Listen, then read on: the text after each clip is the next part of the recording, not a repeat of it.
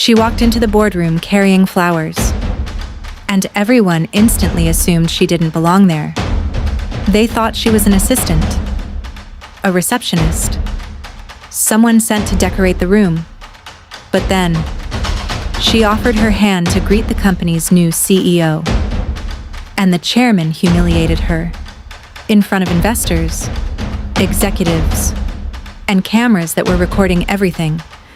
I don't shake hands with low-level employees. The room laughed. Some looked away. And one person stayed completely silent. She simply smiled and sat down. Because in less than 1 hour, the same people laughing at her would beg her not to destroy their company. All because they judged the most powerful person in the room by the flowers in her hand. The boardroom looked exactly how powerful people liked their rooms to look. Cold, expensive, and designed to intimidate. Floor-to-ceiling windows overlooked the city. A 12-foot glass table reflected ceiling lights. And 3 cameras were already recording. 1 camera for investors, 1 for internal executives, and 1 archive camera for scandals no one expects. The company was preparing to introduce its new CEO. A billion-dollar transition. A major media event. And everyone important had arrived early. Board members adjusted ties. Assistants passed out folders. Legal teams whispered in corners. And then, she walked in. Nora Blake. Dark tailored suit. Calm expression, and white lilies in her hand. The flowers ruined everything. Because the moment executives saw them, they made an assumption. She must work support staff, event preparation, administrative team. No one asked who she was. They simply decided. One executive barely looked at her. Another moved aside without acknowledging her. Nora noticed every single thing, but said nothing. And then the new CEO walked in. And the chairman made the biggest mistake of his career. The new CEO entered exactly on schedule. Daniel Cross, 42. Perfect smile. Expensive watch. And the confidence of a man stepping into power. The entire room stood. Applause followed. Cameras adjusted. The chairman looked proud, as if he personally built the future sitting beside him. Nora stepped forward calmly. She placed the flowers near the center of the table, straightened them, and extended her hand. Welcome to Viridian Global. For half a second, everything looked normal. Then the chairman turned. He looked at her hand, then her flowers, then gave a quiet laugh. We don't shake hands with support staff. The room froze. Then nervous laughter spread. One executive smirked. Another looked down. Someone near the back whispered, "Awkward," for the first time. A tiny muscle moved in Nora's jaw. That was it. She didn't argue, didn't defend herself, didn't explain who she was. She slowly lowered her hand, on her own terms, and instead of leaving, she walked toward a seat no one expected her to take. The chairman expected embarrassment to do what embarrassment usually does, make people disappear. He expected Nora to apologize, to quietly leave, to understand her place. But Nora did something far more dangerous. She stayed calm. She slowly lowered her hand, not because he forced her to, because she chose to. Then she adjusted the flowers on the table one final time, perfectly centered, as if she still belonged there. The chairman's smile tightened. That tiny act of confidence irritated him more than public confrontation would have, because people like him understood anger. They didn't understand composure. Without saying another word, Nora turned away from him and walked toward the far end of the boardroom. One executive frowned. Where is she going? A legal advisor stopped flipping papers. Even Daniel Cross looked confused now. Then Nora reached an empty leather chair near the end of the executive table and sat down. The entire room froze again, because that seat was reserved for senior decision-makers only, not assistants, not coordinators, not event staff. One board member leaned toward the chairman. "I think she's in the wrong seat." Another quietly laughed. "This should be interesting." But no one stopped her, because no one wanted to be the first person to admit they had no idea who she actually was. The chairman cleared his throat, trying to reclaim authority. "Let's begin." The presentation screen lit up instantly. Viridian Global Leadership Transition Strategy, Capital, Expansion, Approval. Nora leaned back in her chair, folded her hands, and quietly watched the first slide appear. Her expression never changed, but inside that folder sitting beside her was a single signature capable of destroying everything in that room. And nobody knew it yet. 3 minutes later, she would interrupt the meeting and say 7 words that made the CFO stop breathing.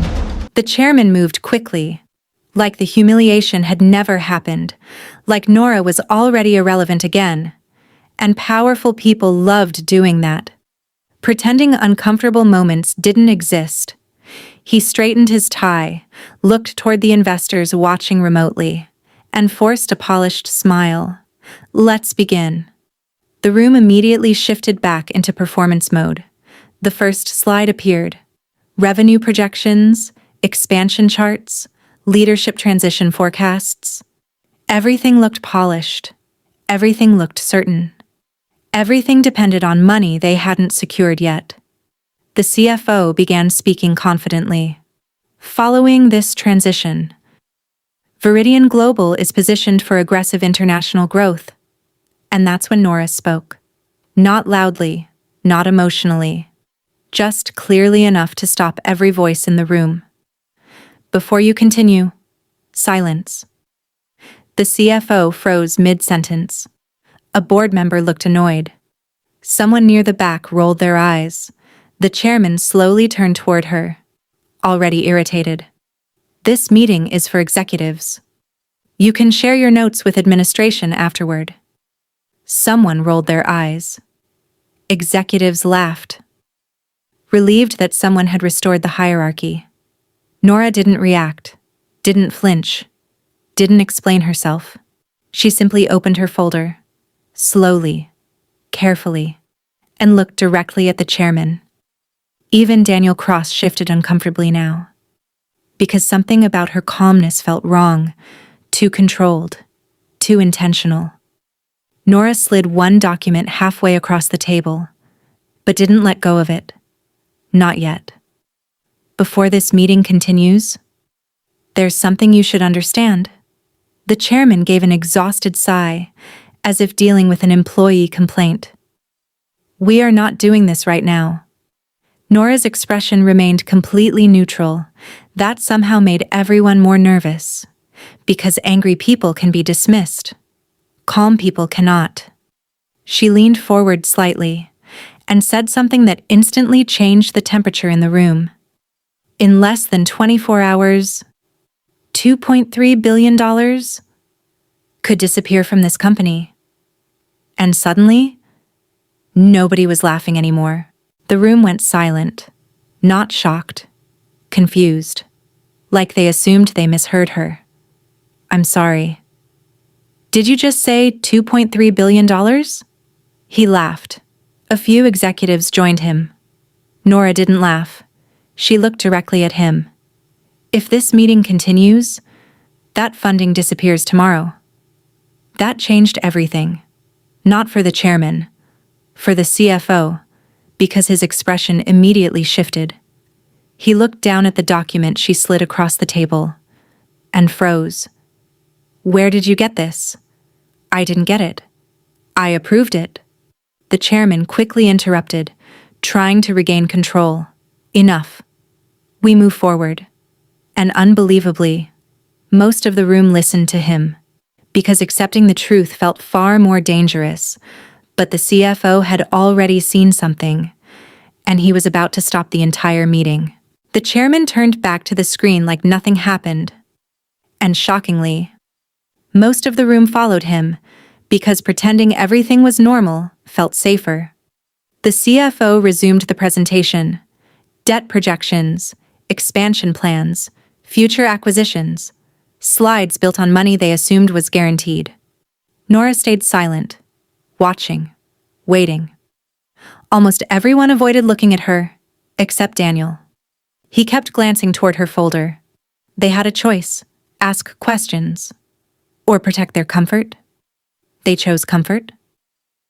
Then the CFO clicked to the next slide, and suddenly stopped talking. His eyes narrowed. He looked at one number twice, then looked back at Nora. His confidence disappeared. Fast, because something in the financial approval file didn't match what the chairman promised. We may need clarification. For the first time, the room stopped pretending and slowly turned toward Nora. One simple question was about to expose everything, and the chairman wasn't ready for it. The CFO clicked to the next slide, then suddenly stopped. His eyes locked on the numbers, and his expression changed. He checked the file again, then looked at Nora, then at the chairman. Something wasn't right. "Sir, we're still missing final approval. It's already handled. It requires one final signature." The room went silent, and for the first time, people stopped looking at the screen and started looking at Nora. Then the chairman asked, "Who exactly are you?" The chairman forced a smile, the kind people use when panic starts creeping in. "Who exactly are you here for?" He asked it like an insult, like she needed permission to exist in that room. Nora calmly closed her folder and looked directly at him. "I'm here for the capital." The room went silent. Several executives exchanged confused looks. Daniel leaned forward. "What does that mean?" Before Nora could answer, the CFO spoke first, voice noticeably quieter. "It means the funding approval depends on her." And suddenly, no one was smiling anymore. Then Nora revealed the title no one expected her to have. The chairman laughed, but it sounded forced now. "You expect us to believe that?" Nora reached into her folder and placed a single document on the table. The CFO grabbed it first. His face lost all color. "She's telling the truth." The room shifted instantly. Executives sat forward. Daniel stopped speaking. Even the chairman went quiet. "I'm the managing partner of Blackridge Capital." And just like that, the woman they mocked for carrying flowers became the most powerful person in the room. But Nora still wasn't finished. And what she revealed next was far worse. The chairman tried to recover fast, like restarting the conversation could erase what just happened. "Then let's move forward professionally." But the CFO interrupted him. Again. "There's another issue." He flipped to a contract page. His hands weren't steady anymore. "The entire $2.3 billion requires her direct approval." Every executive turned toward Nora, this time with fear, not disrespect. "And right now, you don't have it." Then the legal team found a clause that made everything worse. The room exploded into whispers. Board members grabbed contracts. Legal advisors flipped pages. Everyone suddenly wanted answers. "If this deal collapses, we're finished." Daniel looked completely blindsided. The chairman looked furious, and neither man was in control anymore. The chairman stood up, pointing at Nora. "This is personal." "No. This is business." That sentence hit harder than shouting ever could. Then legal discovered one clause that could destroy everything instantly. The legal advisor kept reading, slower now, like each line was heavier than the last. "There is a conduct provision." The room went still again. Even the whispers stopped. "If negotiations are deemed reputationally harmful, The capital provider can withdraw funds immediately. A director grabbed the document, scanning faster now. His eyes stopped at one line. It doesn't require intent, only impact. The chairman's confidence cracked. Just slightly, but enough. I included that clause myself. Now everyone understood. This wasn't an accident. This was designed. And at that exact moment, Nora quietly made one phone call. The chairman finally broke. Not with authority, but with urgency. We take a short recess. Now. Chairs moved back quickly. Too quickly. Like everyone needed distance from what was happening. Phones lit up instantly. Whispers spread across corners of the room. Legal teams formed tight circles. Nobody was relaxed anymore. But Nora didn't move. She stayed seated, watching them react to a situation they no longer controlled. For the first time, the room felt smaller to everyone else, not to her. And the moment the door closed behind the chairman, Nora picked up her phone and made the call that ended everything. Nora stepped into the empty hallway, quiet, cold, far away from the panic inside. She pulled out her phone, dialed one number. It rang once. Ready. Withdraw everything. Effective immediately. Silence. Then one final question. All 2.3? All of it. No anger, no dramatic speech. Just a decision. She ended the call and slipped her phone back into her pocket, behind the boardroom doors. They were still trying to save a deal that no longer existed. When Nora walked back inside, their phones started buzzing. Nora walked back into the boardroom and sat down like nothing happened. The chairman was talking fast now, trying to calm investors, trying to sound confident, trying not to panic. Then the CFO's phone buzzed. He looked down and froze. Another phone buzzed, then another, then another. The entire room started lighting up. No. His voice barely came out. What is it? The capital. It's gone. Silence crushed the room. And then the chairman completely lost control. At first, the chairman refused to believe it. That's impossible. He grabbed the CFO's phone, reading the withdrawal notice himself. His face changed instantly. Confidence disappeared. Then color. The investors on screen started asking questions. Legal teams began calling outside banks. No one had answers. And through all of it, Nora stayed completely calm. Then the phone started ringing even louder, and things got worse. The buzzing turned into ringing. Non-stop. Banks, investors, media contacts. Everyone wanted answers. One executive walked out crying. Another started yelling at legal. Daniel looked completely frozen. His new promotion was collapsing in real time. The chairman slammed his hand on the table. Everyone stop panicking. Nobody listened, because panic had already won. Then the chairman turned toward Nora and begged for something he never offered her. Respect. The chairman slowly turned toward Nora, but the arrogance was gone now. What remained was pressure and fear he was trying to hide. You need to reverse this. His voice wasn't commanding anymore. It was uncertain, fragile. Nora didn't move, didn't blink, didn't respond immediately. That silence hurt him more than any answer could. This is destroying the company. No.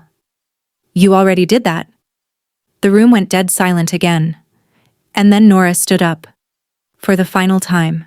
Nora slowly stood from her chair, and every eye in the room followed her.